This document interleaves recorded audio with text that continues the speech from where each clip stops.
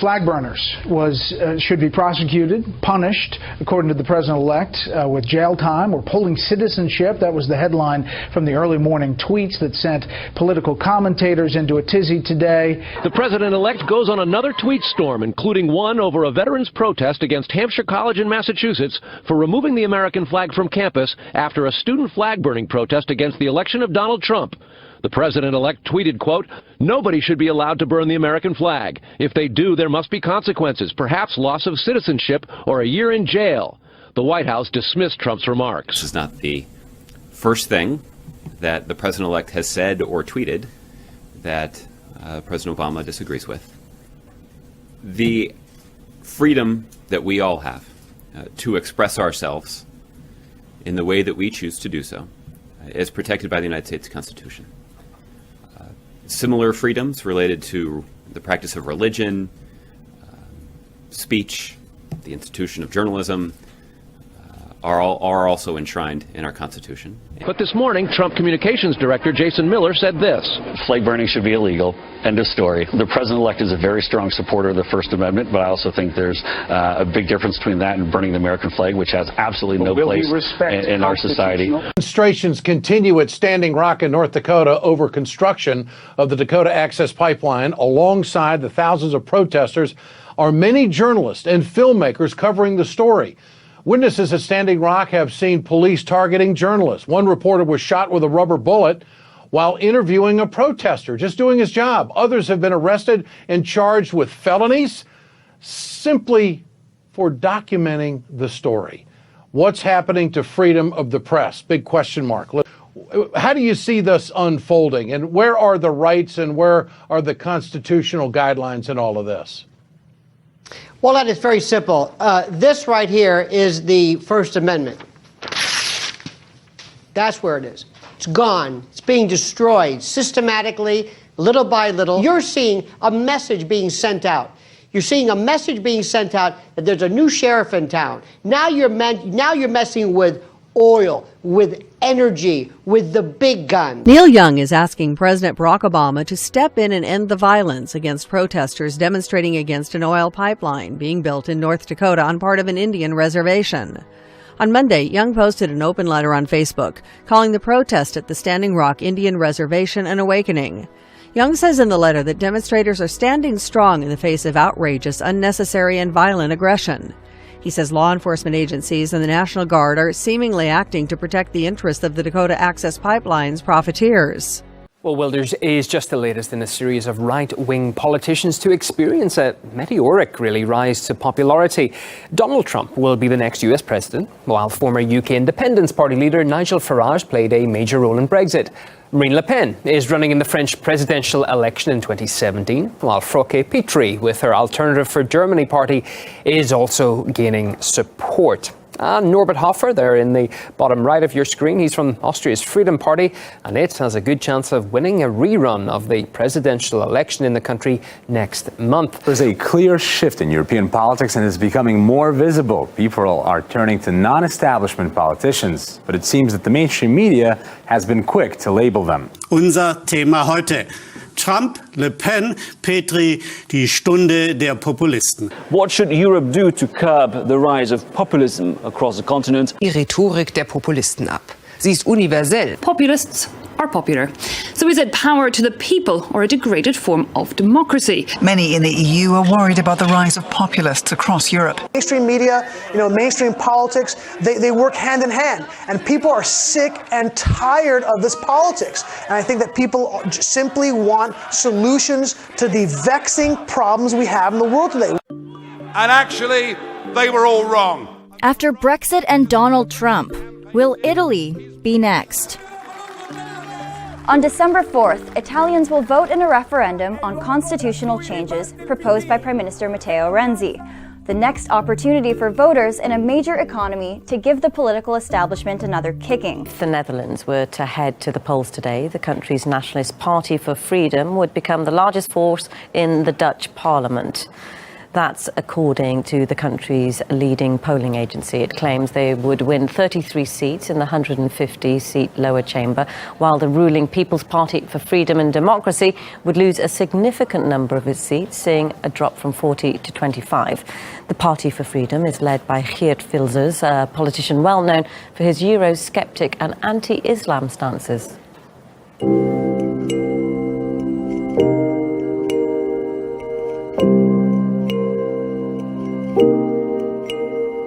We'll be sovereign how to spend our own money. We don't have to spend it to Brussels or to bailouts to countries like Greece. We can spend it to our own citizens.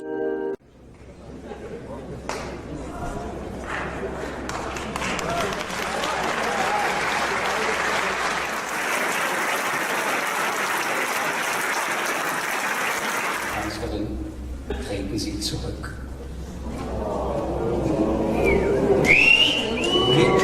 Auf der ganzen Welt wirklich einmaligen Laissez-faire-Flüchtlingspolitik haben Sie uns eine Hypothek mitgegeben, die wir so schnell werden nicht ablösen können.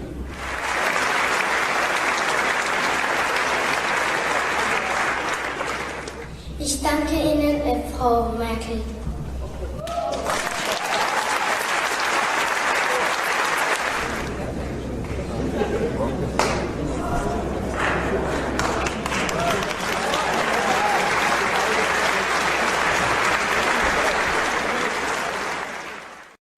With François Fillon securing a candidacy for president with France's centre-right Republican Party, Moscow will be closely watching the French election in April. Not least because Mr. Fillon is an advocate of closer relations with Russia. Eh bien, pour gagner cette guerre, we are going to need a lot of effort and many allies, and among those allies is Russia, which we continue to sanction when it is Islamic State that we must defeat together. Russian President Vladimir Putin says he welcomes intentions to improve ties with Moscow, voiced by the French presidential candidate. Vladimir Putin and François Fillon have good personal relations that began when the two men were their country's prime ministers.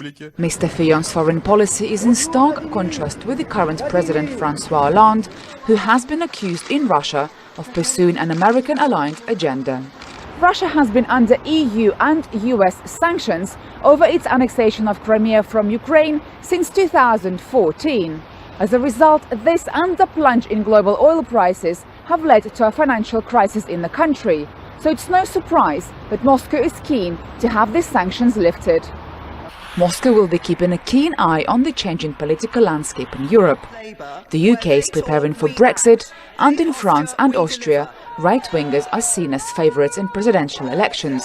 And all of this as the Kremlin eagerly awaits the arrival of Donald Trump in the White House, with Russia putting much faith in him for better, improved US-Russian relations. After big gains in recent days, a senior official in the military alliance fighting in support of Damascus said the Syrian army and its allies aim to seize all eastern Aleppo from rebels by the time U.S. President-elect Donald Trump takes office in January.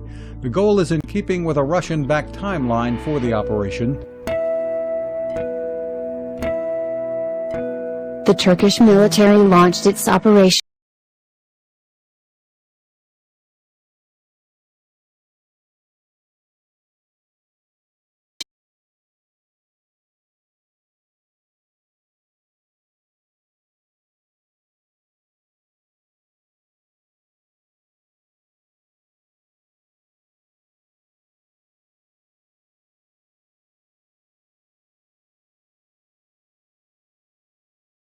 Iran has called the U.S. military behavior in the Persian Gulf unprofessional. This came after the U.S. claimed that an Iranian vessel had pointed its weapons at an American helicopter in the Strait of Hormuz. A source in Iran's Islamic Revolution Guards Corps said the main problem is the U.S. military presence in the Persian Gulf.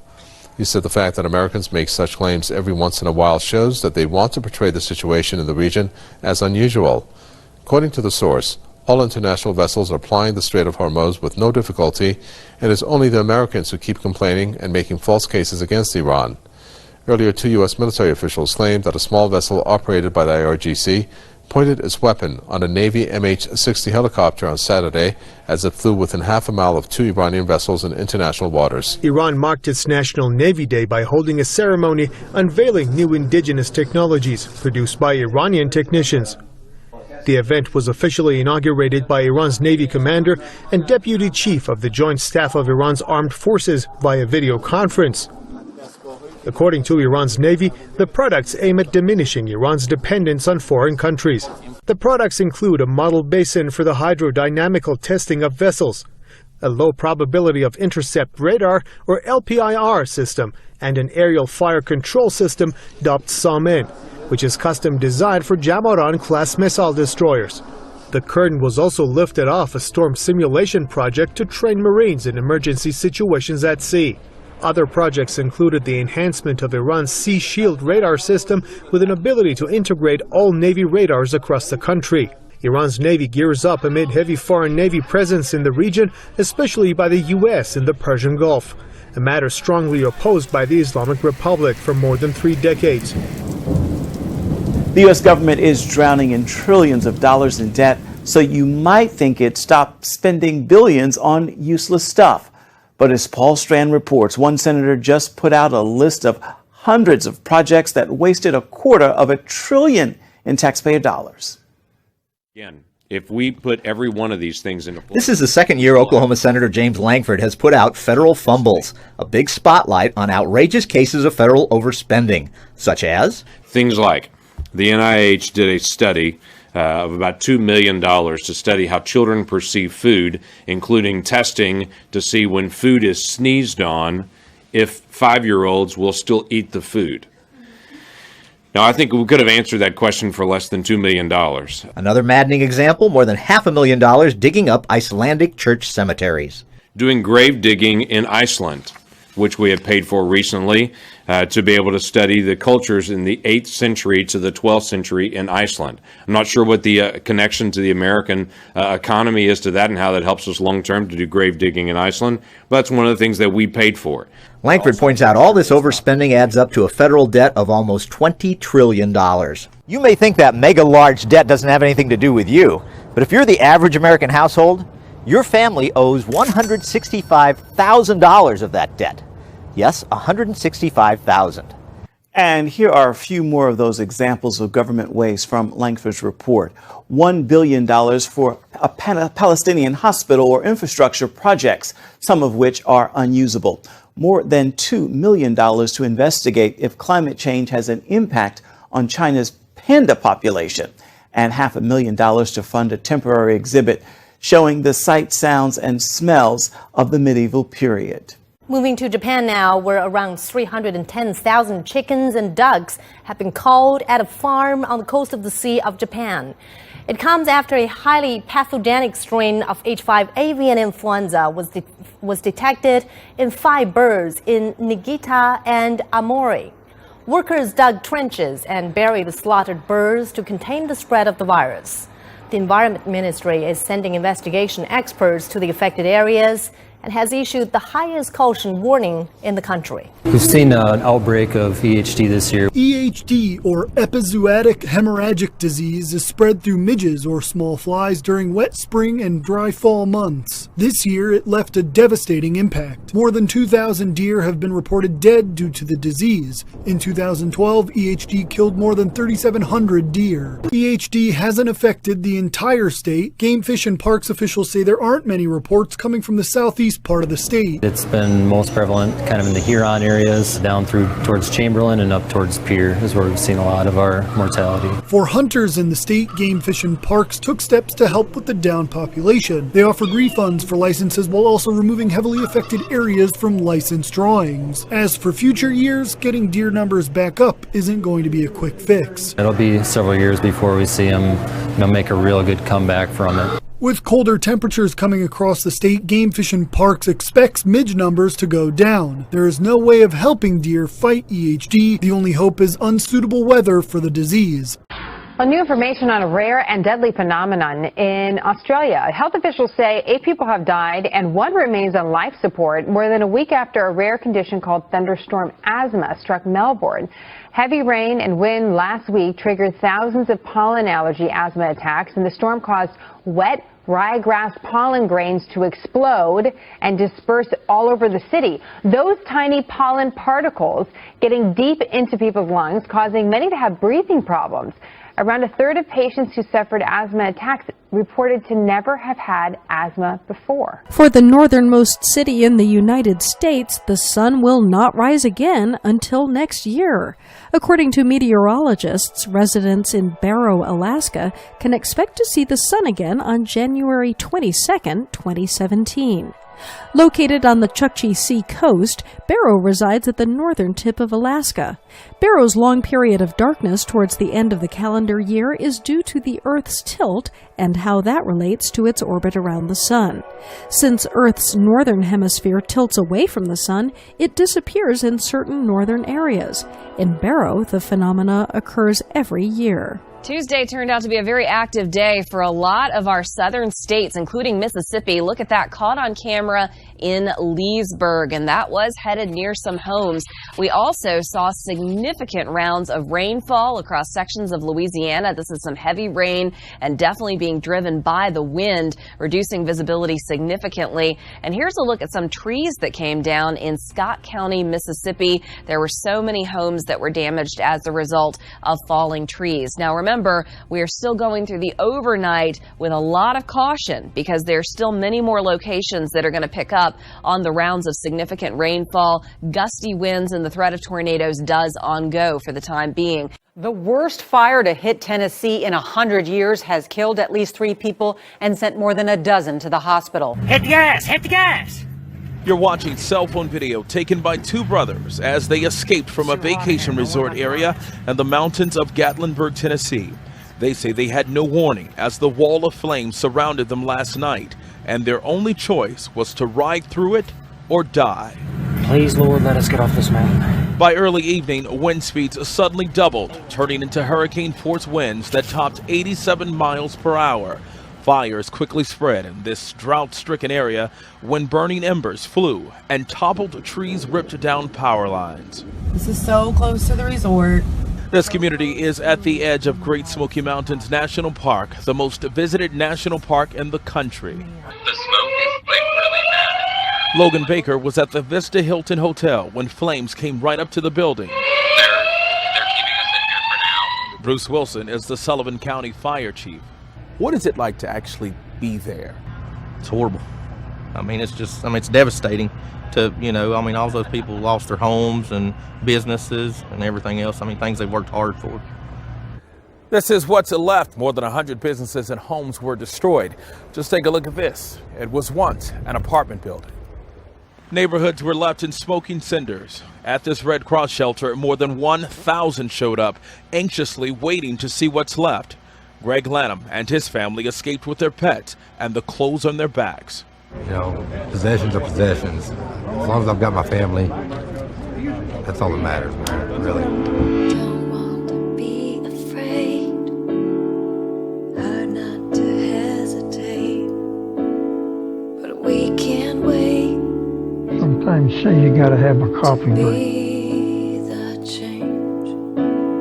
It's not too late, free from hate. Think of the future that we could create. Face the facts to